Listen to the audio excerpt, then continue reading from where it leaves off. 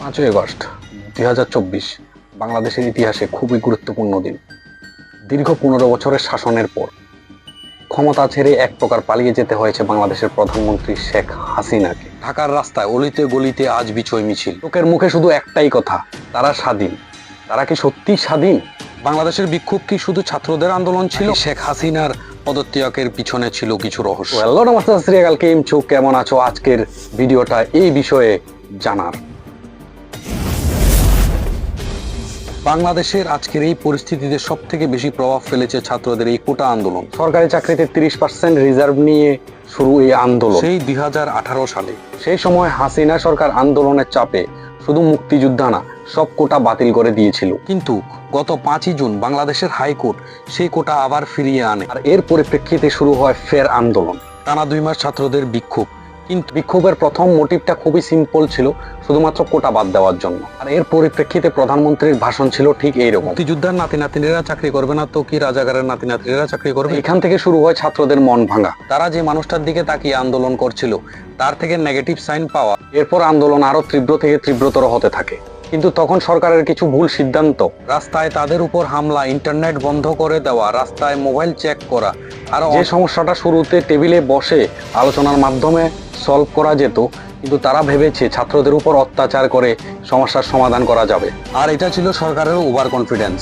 আর এই ওভার কনফিডেন্সের জন্য আজকে এই ভয়াবহ সিচুয়েশনের শিকার বাংলাদেশ। আজকে যে মানুষরা শেখ হাসিনার বিরুদ্ধে চলে গেছে, তারাই একসময় শেখ হাসিনার নাম দিয়েছিল জননেত্রী। প্রশ্নটা এটাই, এই জননেত্রী কিভাবে স্বৈরাচারী হয়ে উঠলেন? বাংলাদেশের আন্দোলন কি শুধুই কোটার জন্য ছিল, নাকি এর পিছনে ছিল মানুষের খুন? এই বিষয়ে আজকে একটু জানি। 1947 সালে জন্ম হয় শেখ হাসিনা। 1971 সালে তার পিতা শেখ মুজিবুর রহমান মুক্তিযোদ্ধা ও ভারতের সহযোগিতা পাকিস্তান থেকে বাংলাদেশকে মুক্ত করেন। কিন্তু এর ঠিক 4 বছরের মাথায় সম্পূর্ণ পরিবার সহ তাকে গুলি করে হত্যা করা হয়। আর এটাই ছিল বাংলাদেশের ইতিহাসে সব থেকে খারাপ দিন। আর সেই সময় বঙ্গবন্ধুর 2 মেয়ে শেখ হাসিনা ও শেখ রেহানা জার্মানিতে ছিলেন বলেই তারা বেঁচে যান। তার পরবর্তীতে 1981 সালে শেখ হাসিনা দেশে এসে যুক্ত হন রাজনৈতিক দলের সঙ্গে। সেই সময় দেশে মিলিটারি শাসন চলছিল। মিলিটারি শাসন বন্ধ করতে শেখ হাসিনা রাজপথে আন্দোলন করেন। পরে তিনি ক্ষমতায় আসেন 1996 সালে, ভোটে জিতে প্রথমবারের মতো বাংলাদেশের প্রধানমন্ত্রী হন। আর ওই সময় 2টা কারণে তিনি জনগণের মনে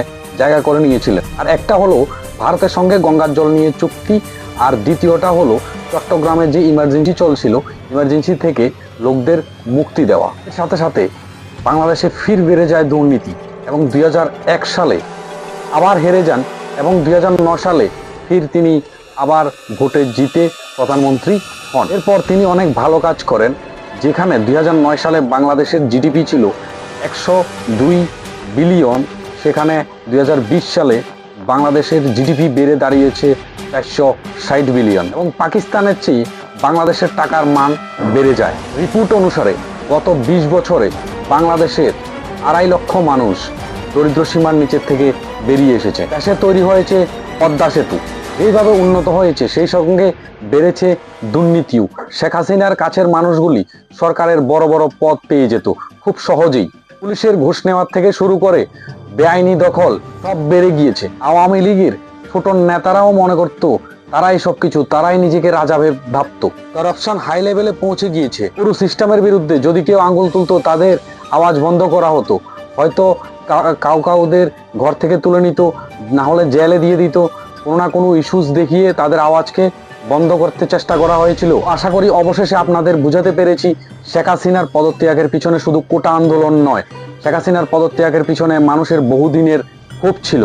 যদি আপনাদের কাছে ভিডিওটি ইনফরমেটিভ মনে হয়, তাহলে ভিডিওটিকে শেয়ার করে দেবেন, আর চ্যানেলটিকে সাবস্ক্রাইব করে রাখবেন। দেখা হচ্ছে আপনাদের সঙ্গে পরের ভিডিওতে। ততক্ষণের জন্য পরিবারের সঙ্গে থাকুন, আর দেশের নাম টাটা।